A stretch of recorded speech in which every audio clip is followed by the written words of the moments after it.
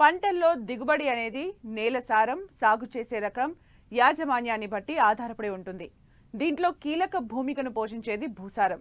నేలలో సహజ సిద్ధంగా లభ్యమయ్యే అనేక పోషకాలు అందుబాటులో ఉంటాయి.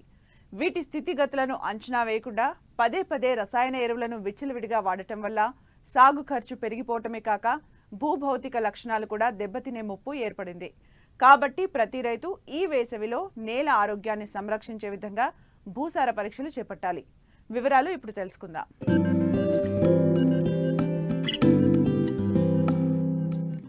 మన రాష్ట్రంలో ప్రతి జిల్లాలోనూ మండలాల వారీగా భూసార పరీక్షా కేంద్రాలు అందుబాటులో ఉన్నాయి. పంటలు లేకుండా భూములు ఖాళీగా ఉన్న ఈ సమయంలో రైతులు మట్టి నమూనాలు సేకరించి భూసార పరీక్షలు తప్పనిసరిగా చేయించుకోవాలి.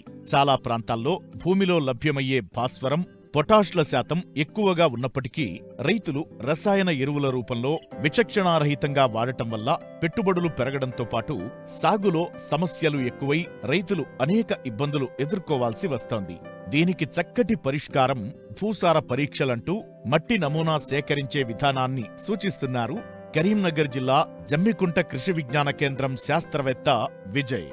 ప్రస్తుతం ఏప్రిల్ మరియు మే మాసాల్లో కనుక చూసుకున్నట్లయితే రైతులు పంటలు కోసి పొలాలను ఖాళీగా ఉంచుతారు. ఈ సమయంలో మనము భూసార పరీక్షలు చేసుకోవడము చాలా అవసరము. ఎందుకంటే మనము సాగు చేసే పంటలు నేలలో ఉన్న పోషకాలను తీసుకొని మనకు దిగుబడులు ఇస్తాయి. నేలలో పోషకాల స్థాయి మనం పంటలు సాగు చేస్తున్న కొలది తగ్గుతూ ఉంటుంది. కాబట్టి నేలలో పోషకాల స్థాయి తెలుసుకోవడానికి మనకు భూసార పరీక్షలు ఎంతో అవసరము.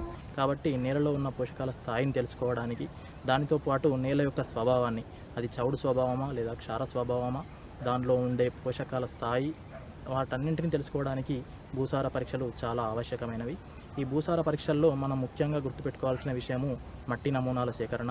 ఎందుకంటే మనం మట్టి నమూనాలను సేకరించేటప్పుడు పలు జాగ్రత్తలు తీసుకున్నట్లయితే మనం తీసుకునే మన యొక్క పంట పొలానికి సంబంధించిన పోషకాల స్థాయి అనేది ఖచ్చితంగా తెలుస్తుంది.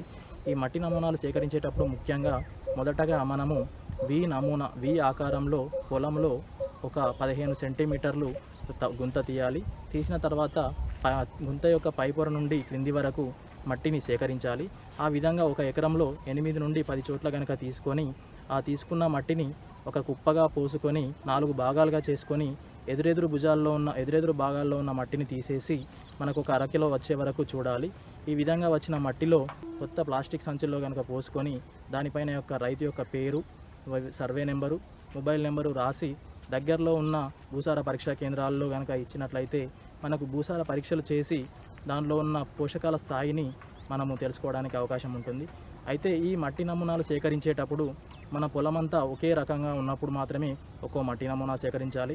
మన పొలంలో వాలు ప్రాంతం ఎక్కువగా ఉండి ఎత్తు వంపులు కనుక ఉన్నట్లయితే ఆ ప్రాంతానికి సంబంధించి విరివిగా మట్టి నమూనాలు సేకరించాలి. అదేవిధంగా చౌడు కానీ ఆమ్లత్వం కానీ ఉన్న భూముల్లో కనుక మట్టి నమూనాలు సేకరించినప్పుడు సపరేట్గా విరివిరిగా మట్టి నమూనాలు సేకరించాలి. పెంట కుప్పలు ఉన్న దగ్గర మట్టి నమూనాలు సేకరించకూడదు, గట్లు ఉన్న దగ్గర మట్టి నమూనాలు సేకరించకూడదు, నీడ ఉన్న ప్రాంతాల్లో కూడా మట్టి నమూనాలను సేకరించకుండా ఉండాలి. దాంతోపాటు ఈ మట్టి నమూనాలు సేకరించి మనము భూసార కేంద్రాల్లో ఇచ్చిన తర్వాత వాళ్ళు మనకు మట్టి నమూనాలను పరీక్షించి మనకు మట్టి నమూనా యొక్క పత్రాలను, పోషకాల యొక్క పత్రాలను మనకు పంపిస్తారు. ఆ పోషకాల యొక్క పత్రాలను, మట్టి నమూనా పత్రాలను మనకు పంపించినప్పుడు అందులో మన నేలలో ఉన్న పోషకాల స్థాయిని, సాగు చేసే పంటకు కావాల్సిన పోషకాల స్థాయిని కూడా అందులో తెలపడం జరుగుతుంది.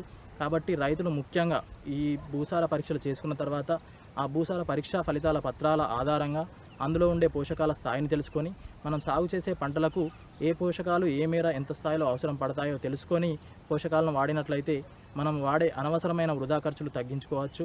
కాబట్టి రైతులు ఖచ్చితంగా ఈ భూసార పరీక్షలు చేయించుకొని ఆ వచ్చిన పరీక్షా ఫలితాల ఆధారంగా కనుక మనం సాగు చేసుకునే పంటకు ఎరువులను వాడినట్లయితే మనము వాడే అనవసరమైన ఖర్చులను తగ్గించుకోవడంతో పాటు మన పంట కూడా ఏపుగా పెరిగి ఎదుగుదల ఎక్కువగా ఉండి దిగుబడులు అధికంగా రావడానికి అవకాశం ఉంటుందని తెలియజేస్తున్నాను.